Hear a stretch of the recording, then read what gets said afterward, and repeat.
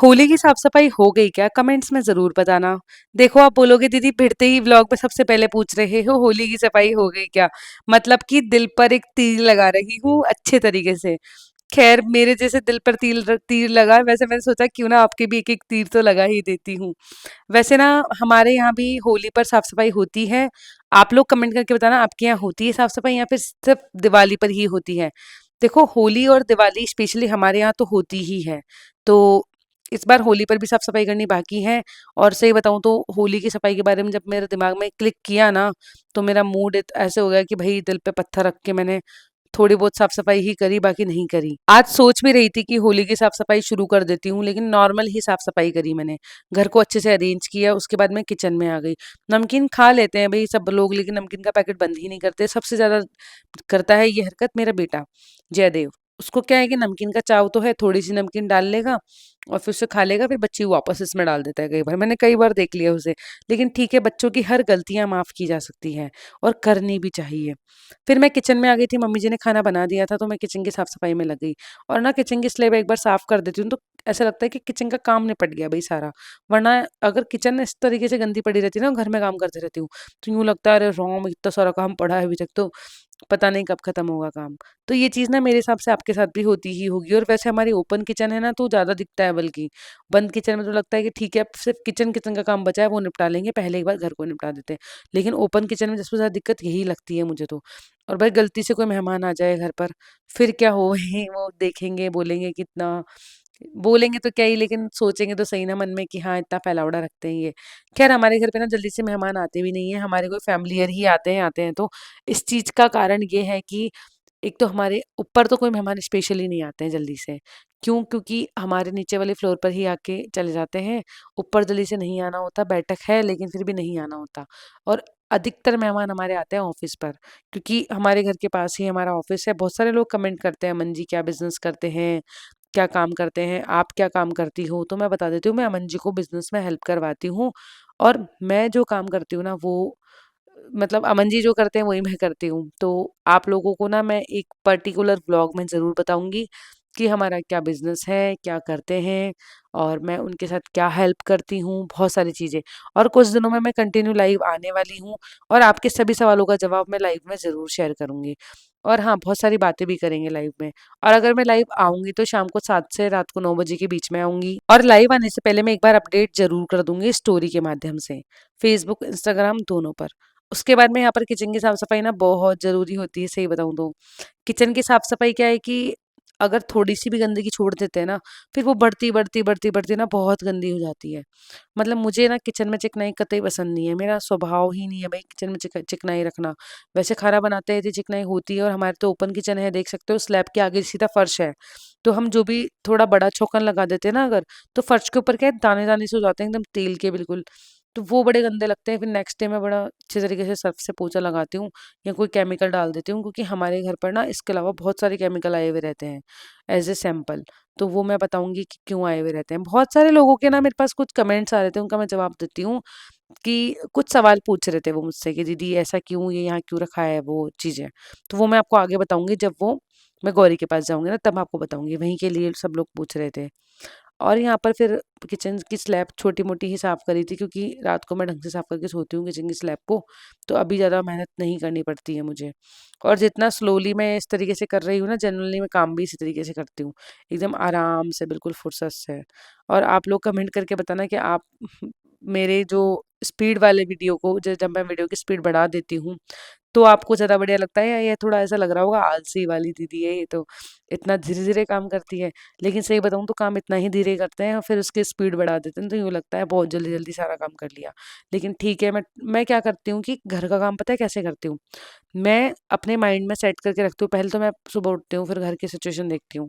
तो उसके अकॉर्डिंग मैं काम को बाँट लेती हूँ माइंड के अंदर, कि पहले मैं घर को अरेंज कर दूँगी, फिर मैं ये सारा ईंट वाला काम कर दूँगी, फिर पूरे घर में झाड़ू लगा दूँगी, डस्टिंग-वस्टिंग कर दूँगी, फिर पोछा लगा दूँगी। इस तरीके से मैं मैनेज करती हूँ और पोछा लगाने से पहले इस किचन की स्लैब को साफ कर लूँगी, बर्तन मांजूँगी, बर्तन सबसे आखिरी में मांजूँगी, पहले पोछा झाड़ू कर दूँगी। तो इस तरीके से मैं हर रोज़ अपने माइंड में एक अलग ही मेन्यू सेट कर लेती हूँ, उसके अकॉर्डिंग काम करती हूँ।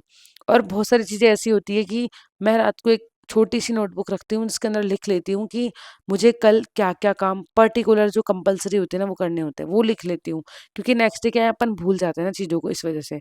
किचन का सारा काम समेटने के बाद मैंने सारे घर में अच्छे से झाड़ू लगाई और झाड़ू लगाने में कम से कम 1.5 घंटा लग जाता है। 1 घंटा तो मान के ही चलो 1 सवा घंटा, अगर आराम से झाड़ू लगाओ तो। हमारा घर बहुत बड़ा है तो बहुत समय लग जाता है।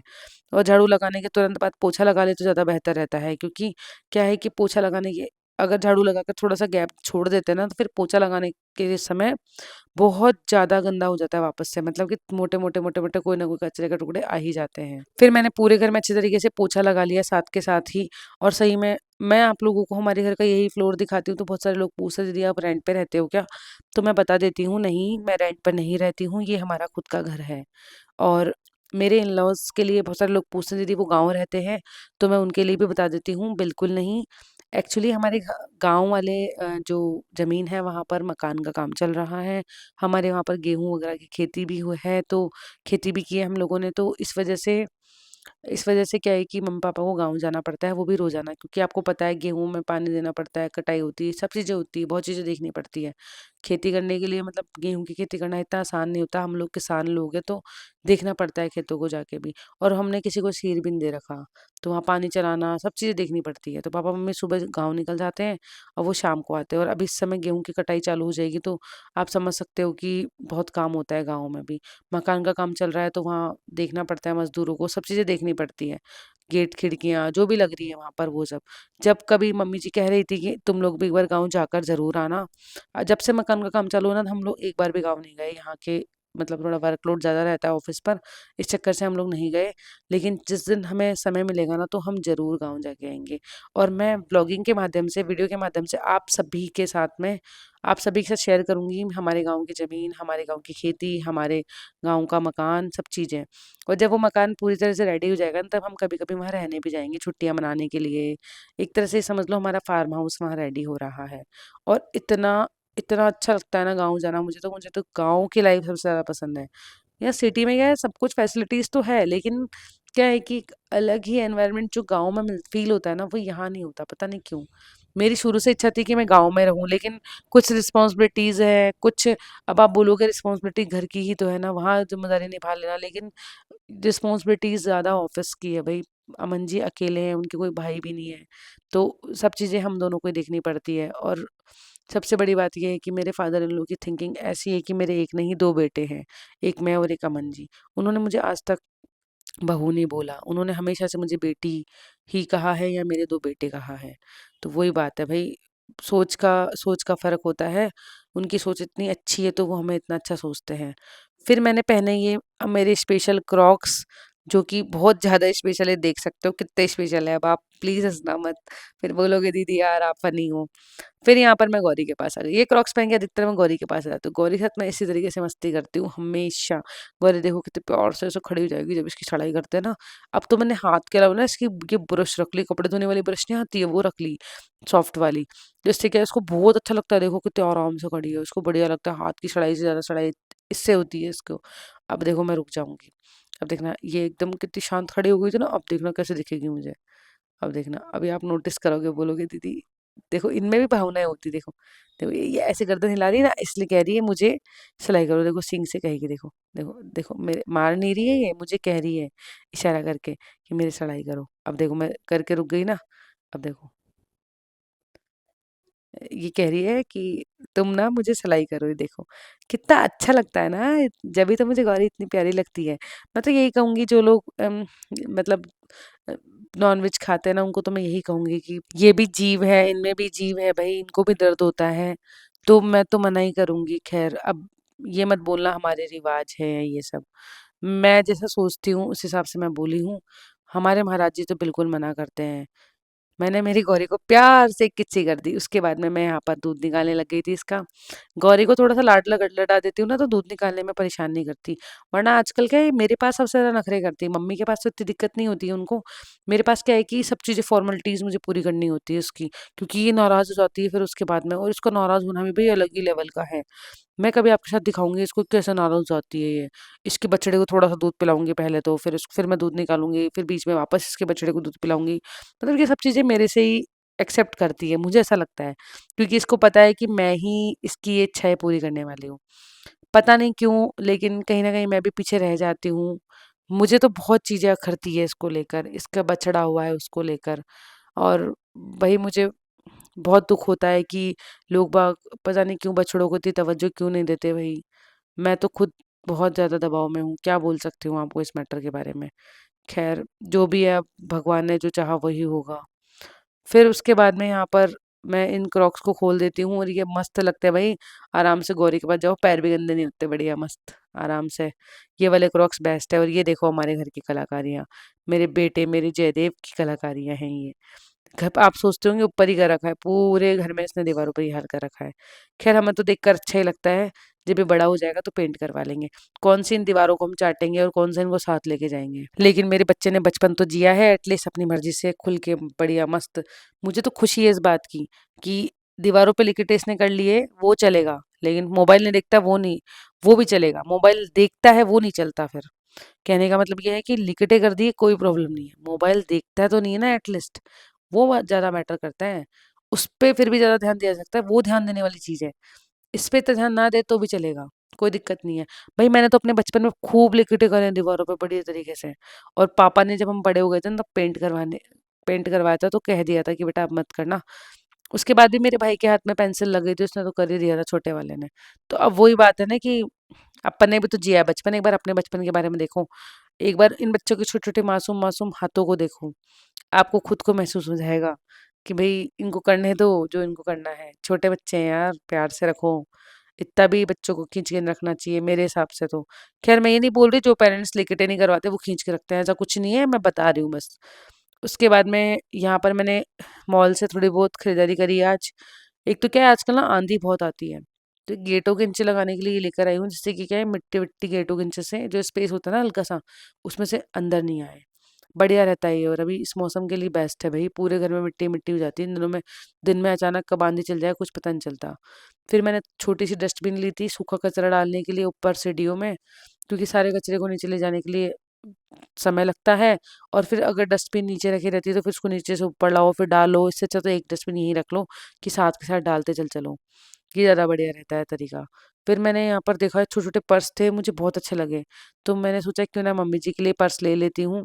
तो इसमें क्या है कि एक सिंगल पॉकेट का पर्स था जो बहुत छोटा था, मम्मी जी आराम से उसको आराम से अपने पास रख सकती थी, तो इसलिए मैंने एक पर्स तो बहुत छोटा-सा ले लिया और वैसा का वैसा ही मैंने लाइट ब्राउन अपने लिए ले लिया। दूसरा पर्स मैंने लिया मम्मी जी के लिए चेन वाला, जिसमें 3-4 चेनें हैं, मम्मी जी चिल्लर पैसे अलग रख सकती हैं, बड़े नोट अलग रख सकती हैं, उसके हिसाब से ये बेस्ट लगा मुझे। और सॉफ्ट भी था ये। अपनी मम्मी अधिकतर क्या है ब्लाउज़ में रखती है ना पर्स को, तो उनके लिए ये सही रहता है। कमेंट करके बताना भई किस-किस की मम्मियाँ आज भी अपने ब्लाउज़ में छोटे से पर्स रखती हैं। कमेंट करके ज़रूर बताना। देखो मेरी सासू माँ तो रखती है, मेरी जो मदर थी वो भी रखती थी। और ये देखो सामान सारा मैंने बास्केट में ऐड कर दिया है। और ये देखो मैं देख रही थी यहाँ पर जूने, लेकिन मैंने सोचा घर पे तो जूने रखे हुए हैं, क्यों पैसे काटने फालतू के अंदर। फिर मैंने कुछ रसोई के कपड़े देखे तो मुझे थोड़े ठीक लगे तो मैंने 2 कपड़े ले लिए थे। बताऊँगी आपको वीडियो में, मतलब कल बता दूँगी, परसों बता दूँगी कि मैंने कौन-सा कपड़ा लिया किचन के लिए। किचन में वैसे तो अभी मैंने एक टॉवल मँगवाया था, ऑनलाइन ही मँगवाया था वो मैंने। आप विश्वास नहीं करोगे उसको आए हुए इतने महीने हो गए, उसका एक बाल भी बांका नहीं हुआ उस टॉवल का, इतना अच्छा टॉवल रहा वो। और वो मुझे किसी ने भिजवाया था और मैंने आप सभी के साथ भी शेयर किया था कि आप मँगवा सकते हो ये। बहुत अच्छा क्वालिटी का टॉवल था भई, वो अभी तक चल रहा है, इतना शानदार चल रहा है इसकी कोई हद नहीं है। इतना धोते ही इतना चटक देने से साफ़ हो जाता है और बढ़िया तरीके से। फिर मैंने यहाँ पर पेमेंट किया, पेमेंट मैंने यहाँ पर ऑनलाइन ही किया है। और थोड़ी-सी भीड़ ज़्यादा हो गई थी और क्लोजिंग टाइम हो गया था। अधिकतर आप नोटिस नहीं करते मैं रात को लेट ही जाती हूँ शॉपिंग करने के लिए। हमेशा वो शॉप जो जहाँ से मैं शॉपिंग करती हूँ वो अधिकतर मेरे निकलते ही मंगल होती है। तो बस ये समझ लो ये लास्ट कस्टमर्स थे जितने भी यहाँ खड़े हैं। इसके अलावा मॉल में कोई नहीं था। और मैं यहाँ पर इसलिए आ जाती हूँ क्योंकि यहाँ पे सारा सामान एक जगह मिल जाता है और सबसे बड़ी बात है घर के पास ही है बिल्कुल। तो हाँ जी, आपको आज का व्लॉग कैसा लगा कमेंट करके ज़रूर बताना। और हाँ, मैं गौरी के लिए बता रही थी ना आपको, तो वो मैं आपके लिए एक पर्टिकुलर व्लॉग बना दूँगी। मैं भूल गई आपको बताना। आपने मुझसे एक सवाल पूछा था कि गौरी के पास ये पॉटी सीट क्यों रखी हुई है? उसके लिए, तो मैं आपको ज़रूर बताऊँगी कल वाले वीडियो में। चलिए, कल मिलती हूँ आपसे। आज का व्लॉग कैसा लगा कमेंट करके ज़रूर बताना। अगर वीडियो अच्छा लगा हो तो वीडियो को लाइक कर देना, चैनल पर नए हो तो चैनल को सब्सक्राइब कर देना। मैं तो भगवान से यही दुआ करूँगी, आपका जीवन, आपका दिन कुशल मंगल रहे, सब कुशल मंगल रहे, सब खुश रहे परिवार में आपके। और सबसे बड़ी मेरी भगवान से यही दुआ है कि जो भी मेरी वीडियोस देखते हैं वो सभी स्वस्थ रहें। अपना ख्याल रखिएगा।